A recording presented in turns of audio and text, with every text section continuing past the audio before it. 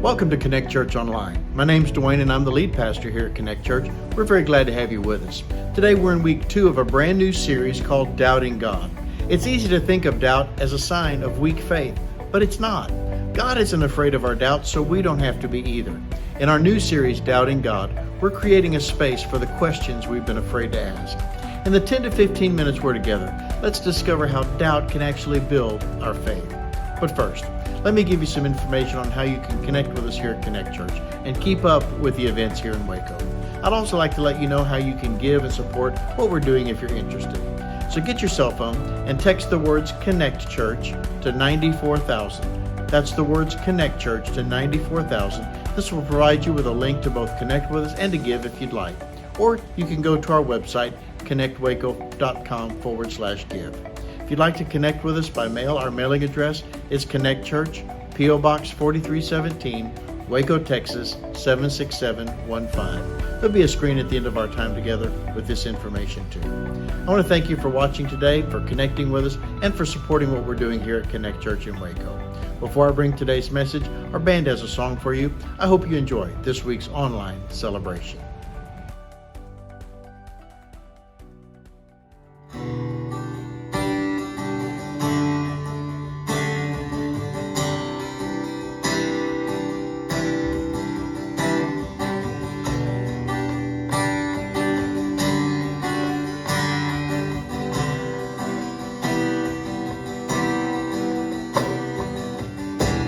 For I spoke a word, you see it all.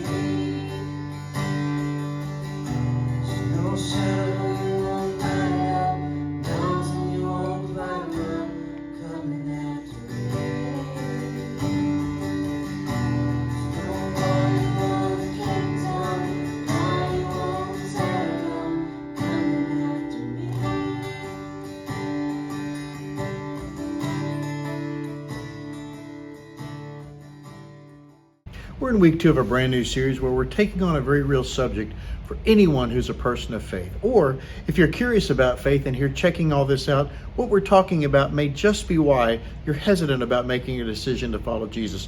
You want to be 100% sure before you follow. While there are many people that are choosing to follow Jesus, there are some we could say are deconverting away from Christ. Just like those who make a decision and commitment to put their faith in Jesus is seldom an on-the-spot instant decision. It often follows a time of searching and questioning. So it is for those who are deconverting from Him. It's a process that usually happens over time. So what happened? For some of them, somewhere along the way, they had questions like many of us do, but they couldn't find the answers they needed. For others, they had hurts like many of us do, and as a result, some faced some very real spiritual doubts. As we talk about people having doubts and even walking away from the faith, instead of shaming them or blaming them, we should open up our hearts and have compassion on them. Could we even consider that perhaps some of us have some wrong or bad attitudes toward those who have doubts and questions about faith? Now listen carefully to this. The church should be the safest place for anyone to ask questions and be open about their doubts. Now personally, I question someone who claims to never have or had doubts about their faith. If I told you I've never had doubts, I'd be lying to you. There have been times I've faced doubt all throughout the 50 plus years of my faith journey. Sometimes my doubts came because there were things I didn't know or understand yet. They eventually came from learning and experience. Sometimes my doubts came because of my own personal inabilities and insecurities that I needed to overcome. Sometimes my doubts came because a leader I trusted, looked up to, failed in some way, or at least failed my expectations of them. I'm very thankful that in those times there were people in my life that didn't shame me or belittle me because I had those doubts. I'm very thankful that they took the time to listen to me and help me work through my doubts to see them in a different way. Because I faced my own doubts, there are two groups of people I want to talk to today. The first group I want to talk to are those of you that are currently having doubts about your faith. I want you to know that this is not unusual to have doubts. Most believers do. I want to remind you that your doubts don't disqualify your faith. Just because you're doubting now, it doesn't mean you're not a believer. Real faith isn't the absence of doubts. Real faith pushes through the doubts to an even deeper faith. Let me say that again. Real faith isn't the absence of doubts. Real faith pushes through the doubts to even a deeper faith.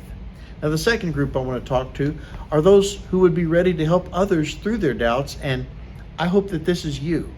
Instead of being the type of person that look down at others and go, oh, they must not have really been a Christian, or they must have sin in their life, instead of having that kind of negative judgmental attitude, we should be quick and ready to show the love, the grace of God, to help those who may be struggling. Why? Because you may very well be the one struggling someday. And if you'll be honest with yourself, you've probably struggled sometime in the past. So to both groups of people, to those who perhaps are struggling or want to help someone who's struggling, I want to remind you that doubt is not the enemy of faith. So what is doubt? Doubt is often an invitation to a deeper faith. And I hope you hear this. Just because you doubt doesn't mean you're losing faith. In our time today, I hope you can see that doubt can be an invitation to pursue Jesus even deeper and grow even into a deeper faith. Let's take a look at someone who most people know as a man of great faith. Even if you're not a church person or a Bible person, you're probably familiar with the person in the Bible we know as Peter. It's good to look at Peter because Peter is a rather complicated guy at times, and most of us can be rather complicated too at times. Let's take a look at a time when Jesus faced doubt and how he and Jesus dealt with his doubt together. You can follow this story in the New Testament letter we know as Matthew, the 14th chapter, and this is a great chapter in the Bible. Jesus had just fed a huge crowd of over 5,000 people with just a few loaves of bread and a couple of fish. Then Jesus does something that's very interesting to me. He sends his disciples back across the lake in the boat, and I like the word that he used here. He insisted that they go back across the Sea of Galilee in the boat while he sends the crowds back home. Now, I'm sure he had to insist because if I'm one of the disciples, I'm wondering, now, how are you going to get to where we're going if you don't have the boat? Jesus goes up into the hills to be alone and pray, and meanwhile, back in the boat, the disciples are having trouble. We pick up the story in verse 24. Meanwhile, the disciples were in trouble far away from land, for a strong wind had risen, and they were fighting heavy waves. The next part I find not only interesting and amazing, I think shows us Jesus' great sense of humor. About 3 o'clock in the morning, Jesus came toward them walking on the water. And let me just say, I've never seen anyone walk on water, and neither had they. Not to mention at 3 o'clock in the morning, your mind can play some funny tricks on you. So here comes Jesus walking on the water. And they thought, as probably we would have thought, the verse goes on to say, in their fear they cried out, "It's a ghost." But Jesus spoke to them at once. "Don't be afraid," he said. "Take courage, I'm here." In other words, hey guys, it's all right, it's just me. That's when, to me, the story gets even more interesting. Verse 28 says, "Then Peter called him, 'Lord, if it's really you, tell me to come to you walking on the water.' 'Yes, come,' Jesus said." So Jesus invites him, "Come on, Peter." So Peter went over the side of the boat and walked on the water toward Jesus. But when he saw the strong wind and waves, he was terrified and began to sink. "Save me, Lord," he shouted. Peter actually walked on water. Then Peter sank in the water. Now, sometimes people criticize Peter for his doubt. Let's be honest. He's the only one that got out of the boat and had the courage to walk on water. I couldn't even take one step. In the same way he had faith to follow Jesus, we now watch him struggle in his faith, just like some of us. We're bold in our faith one day and struggle another day. That's why we should be compassionate and helpful to others when they struggle in their faith. Peter's actually walking on water, but when he saw the wind and waves, he was afraid and he began to sink. He cried out, "Lord, save me." Here's the part with a word we need to pay close attention to. In verse 31, we read, Jesus immediately reached out and grabbed him. "You have so little faith," Jesus said. "Why did you doubt me?" Peter had to be close to Jesus for him to be able to immediately reach out his hand and grab Peter. We can even have a close walk with Jesus and have struggles with doubt. The word "why" is the word we need to consider when we face doubt in our lives. Why do or did we doubt God? It's really interesting and important to dissect and discern our doubts. Why would you doubt? Asking yourself the question, why? Where did that doubt come from? What was I thinking? Why did I doubt? Why do you doubt is not an accusation, it's an invitation. That's why whenever you start to doubt or someone you love starts to doubt, you don't panic. It's not a time to panic, it's a time to process. It's a time to dialogue. It's an invitation to discussion. It's a time to say, hey, let's talk through it. Let's explore. Let's keep pushing into Jesus.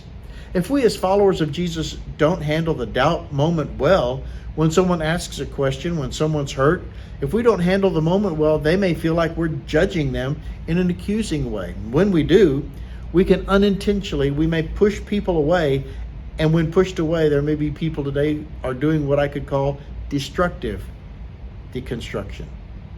If we, as followers of Jesus, don't handle the doubt moment well, when we ask a question, when we are hurt, if we don't handle the moment well, we will begin to judge ourselves and begin our own deconstructing of our faith. Deconstructive deconstruction of our faith simply tears our faith apart, leaving nothing but a shattered mess with nothing useful left. However, if we begin to dialogue with others, with ourselves, and with Jesus through the scriptures, we can begin a constructive deconstruction to understand the why of our doubt. What were we thinking when we doubt? What were our expectations? Were they realistic? Constructive deconstruction is deconstruction with a purpose. It takes thought and plan to understand to make our faith better and stronger. Years ago, I bought a rusty, wrecked 65 Mustang to restore it like new. I had a finished image in my mind for what I wanted it to be, but that meant I had to first deconstruct it. I had to take it apart piece by piece to find out what was broken and what needed to be replaced, to find out what needed to be restored. It took a lot of time and work over a lot of years, but in the end, I saw the finished image I had in my mind become a reality. And we can do the same thing with our faith. When we ask ourselves and ask others, seeking to find the answers honestly with ourselves as to why we doubted, we can begin to constructively deconstruct our faith with a finished image in our mind, a strong, vibrant faith that no longer doubts. When you go through constructive deconstruction, you will then be in a position to help others through their doubts. And so that we, as a church, can be positioned to love people well and invite to follow Jesus or continue to follow Jesus and help them rather than accuse them. You're an important part of that. In fact, we can't be that church if you don't respond to others or yourself with love, compassion, and discussion when someone or you face doubts. When Peter doubted, he immediately called out for Jesus to save him, and Jesus immediately reached out his hand to save Peter. If you're in a season of doubt in your life, Jesus is reaching out his hand to you right now. If someone else in your life is in a season of doubt, you can reach out your hand to them to help.